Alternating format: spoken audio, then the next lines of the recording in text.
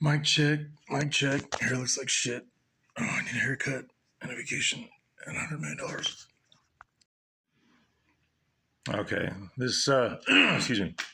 Well, this video probably sounds like I'm recording it on an old Pop Tart, but it's the right now camera, and so I can afford an upgrade. Anyway, so I was gonna sit here and try to think of a layout and set up the camera and do anyway. I just figured I'd just freestyle it. I'm on my break anyway. I only got like 15 minutes, I would say. So I'll just go ahead and say it directly and without trying to script it or rehearse it or anything, because I think it's just going to take up too much of my time.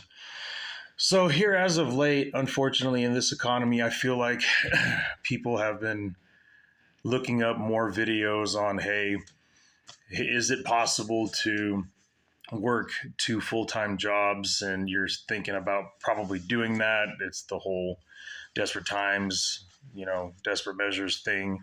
And it's good that you're thinking about that, because it's you wanting to better yourself, even though it's a short-term grind for a long-term win. It's something that you're thinking of. And so either way, good luck to you on that. And so real quick breakdown. I've been doing two full-time jobs for, I think, actually it's a little over 9 months right now, which is already crazy. Like, I thought I would be dead by now, but the fact that I'm not, I guess I'll just keep waking up and going to work until something else has a different plan for me. But until now, here we are. Can you do it? Yes. When I was kind of contemplating it the first go around, of course, I've always kind of had two jobs most of my adult life, but not two like full-time jobs. But again, desperate times, desperate measures, here I am. And so is it possible? Yes. Is it considered kind of a mental and emotional and physical extreme sport? I would say so. It's definitely not my preferred, most practical way of life, and it shouldn't be yours either for the long term. But it is possible, I think, in combination with us as a society. You see lots of memes that are, here's me functioning off 3 hours of sleep and 8 cups of coffee, ha ha ha ha. And I think a lot of those memes are done by people that don't actually work to full-time jobs, but still work a lot. Don't get me wrong, but I think it's just kind of a testament to how crappy our sleep patterns are anyway. And so which is obviously not good, because I think that calls for a lifestyle improvement, eating right, exercising, sleeping better. But I mean, that's in a perfect world, which none of us have, that I would say, unfortunately. So with that said, I was probably doing 4 to 5 hours of sleep anyway, even when I had regular jobs. My mind had that cool thing where I would try to go to sleep, even if I wanted to get 8 hours of sleep or 3 hours of sleep. The brain turns on the merry-go-round, dun, dun, dun, dun, dun, dun, dun, dun, when you think, you're like, no, brain, it's time to rest. Shut up, please. And it doesn't. And it's been like that with me for years. And again, because of probably my personal choices of, I could eat better, I could exercise more, I could sleep better. But whatever the results, the unfortunate process is, I slept like crap anyway. So that was kind of like my first checkpoint mentally, as I discussed this whole process of, should I get two full-time jobs in my brain? I was like, well, you get crappy sleep anyway, so you might as well capitalize on that and still get maybe slightly less sleep and almost double your income. So there was that, as far as, can I do this on my own? Now, second off, if you have family, if you have kids, that's the second half of the battle for me, is because, when I first told my wife, she was like, absolutely not. She goes, are you crazy? And this is the wife that's been with me through well watching, because I was in the oil field for several years and, doing flowback. And there would be times where I would be out on location for 3 weeks at a time. And I wouldn't come home for those 3 weeks. And like my late great friend, and I when I first met him, kind of introducing me to flowback, he just said, well, welcome to the flowback life. He said, you're gonna hate your job, you're gonna love your checks. And that was like 10 years ago.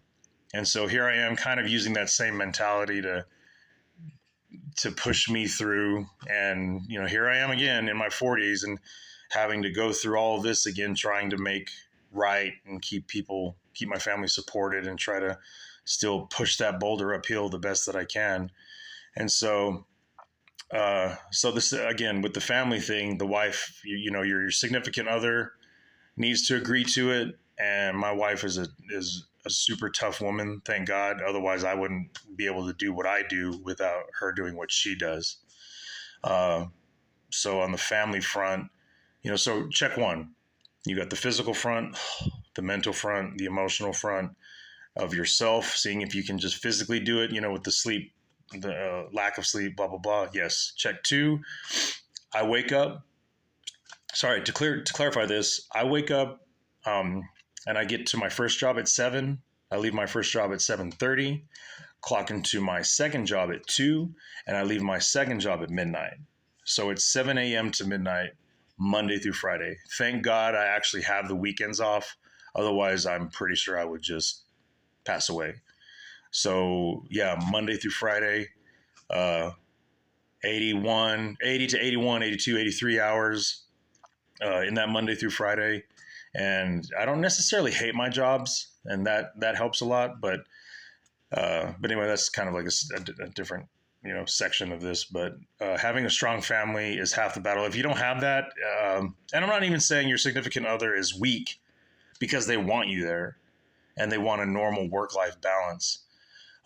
But my wife sees the bigger picture for the short time struggle that it's worth, because we got to do what we got to do. And in our lives, we've found that no stress, out of all the different categories and species of stress that we've survived, I feel like no stress is as hard to deal with and as brain racking and all these other cool buzzwords that I can't think of at the moment.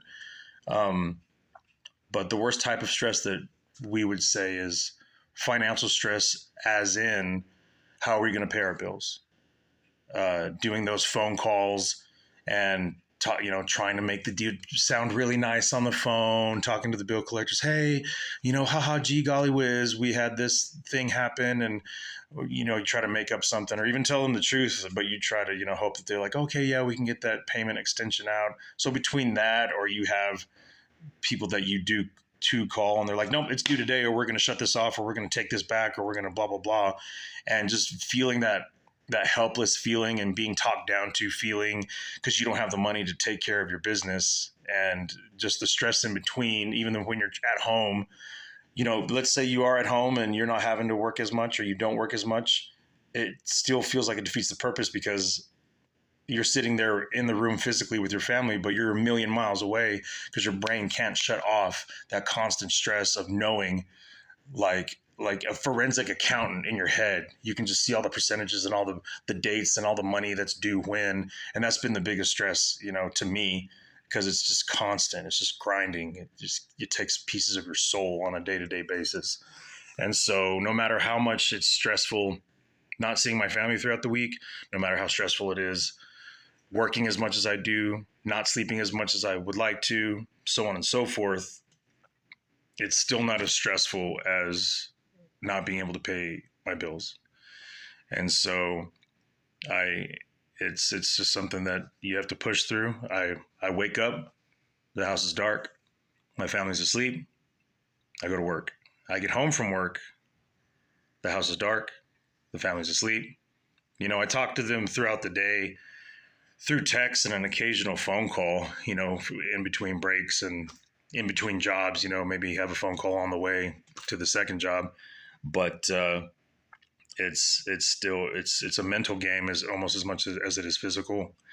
And then on the weekends, you try to catch up as much as possible with the family time and the you time, try to do a little bit for you and just to keep yourself sane having to do this. And so there's that part. It's absolutely possible. And you have to think too, I sit here and do all this complaining, and also have to think about maybe 2 generations ago when our ancestors were doing stuff like working on, railroad tracks or building bridges and doing all this, working out in fields, doing plowing, working on farms, and a lot of people still do that. And so there's plenty of a community of humans that are like, what was that? Anyway, what are y'all crying about? And so you have to think about your ancestors that are rolling over in their grave, like, oh wow, you work 80 hours Monday through Friday. Oh, you mean you have the weekend off? Oh, are you going to be okay? Like, I think about them, working Monday through Sunday, nonstop, 12-hour days out in the sun, probably more, swinging a hammer or harvesting fields or doing, just 18-hour days on the farm, whatever have you. There's many, many different ways where I feel like our older grandparents were working way harder than we ever will. And they didn't think anything of it because that was just the way of life. They just had to do what they had to do. And they didn't think as much of it as we do in a modern society, which thankfully we seem to have it better and easier to some, for the most extent. We're not dying at work anymore because we work 500 hours a week. But, and then in Flowback, by the way, you do get, they were like, I don't know why I derailed to this, but talking about when you would get every hour possible during a work week when you lived on location, they would be like, welcome to 300 Club. And I was like, well, what was that? And they're like, when you get over 300 hours on a paycheck. And I was like, wow. So there's that extreme too. So I covered the self, I covered the family and the situation too at work. Thankfully, both of my employers understand desperate times, desperate measures, and they have no problem with one job or the other.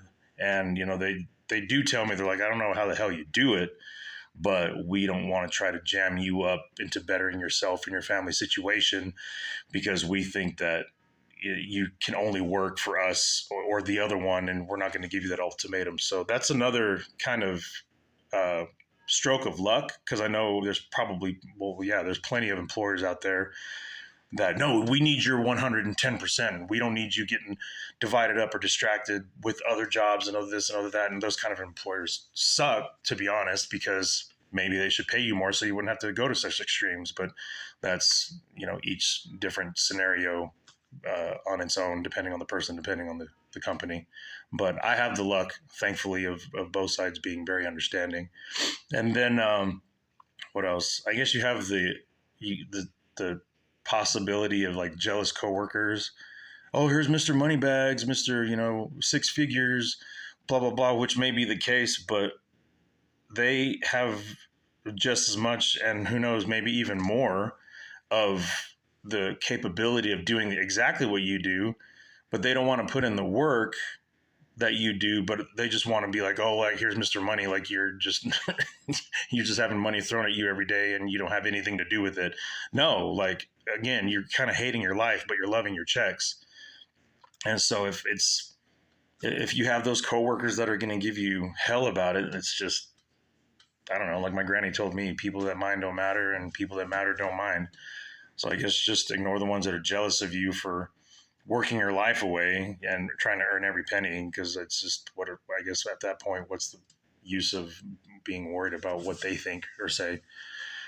So you've got yourself, you've got your family, you've got your work, coworkers and employers, and the possibility of it. Yeah, that's about it. Whatever you got going, I hope that it works out for you. Good luck in your future endeavor. You can do it. You got to be strong mentally. Your family has to be strong with you. Super support system. Like, again, hats off and kudos to my wife, because I can do it without her, because she's the one that she meal preps me every Sunday. And I just grab my meals every morning and I go out the door. And half of those meals are vegan, by the way, which I've started to do in the last couple months, which I think also is saving my life as well. So I'm never going to stop eating meat, but just kind of like meeting halfway, I feel has kind of helped me, and I feel a little better. But that's kind of like another distracted conversation. But I'm good at that. I chase rabbits quite a bit in my conversational head. But anyway, everybody can't do it because of their circumstances. But if you can do it, if your family can support you through it, if your coworkers and employers, can work with you to make it happen, then, go for it. And hell, but even then, respect to you even before anything started, because the fact that you're thinking about taking this leap and living this life for you and or the ones that you love, to do that shorter term grind for the long term win, then love and respect to you, because that's tough. That's tough, and so are you. So good luck with it. Up and away. And I guess I'll conclude with just saying, don't make it as short term as possible. When it finally works out and you're finally like, okay, we're there, I can, lay off the gas a little bit and try to get that living situation a little more balanced between my home life and my work life. Because I'm not ancient, but I'm 43 and I've worked so many different types of jobs trying to make it happen. And I mean, shoot, there's so many mistakes I've made, because, here I am in my age, still an idiot, and not, making six figures with a normal job because I was smart enough or stayed with the company long enough, or I didn't go to trade school. I didn't go to, freaking college and graduate. I didn't get a degree. Regret all day, all the time. But, it is what it is. So I got to deal with my consequences of my lack of judgment throughout my earlier life, and, still press on and still grind and still try to do the best I can for those that I love the most. And that's cool that that's what you're wanting to do as well. But again, coming back to, don't make it a long-term thing if you can help it. Just because out of, again, all the jobs that I've worked throughout my life, I've found out, unfortunately, with missed games, sometimes missed recitals, just missed movie nights, small stuff like that, is the biggest difference between time and money is you can get money back, but obviously not time. And so just keep that in mind on this, somewhat delicate balance that you're trying to keep as you go through this process. And again, respect and good luck. And we'll talk to you next time. And I don't want to be that plug at the end, because I used to not care, but who knows? It'd be really nice if this thing kind of took off just enough to where I maybe get enough of an audience and clicks and subscribers, and to where this could supplement my income somewhat to go back to maybe a normal full-time job.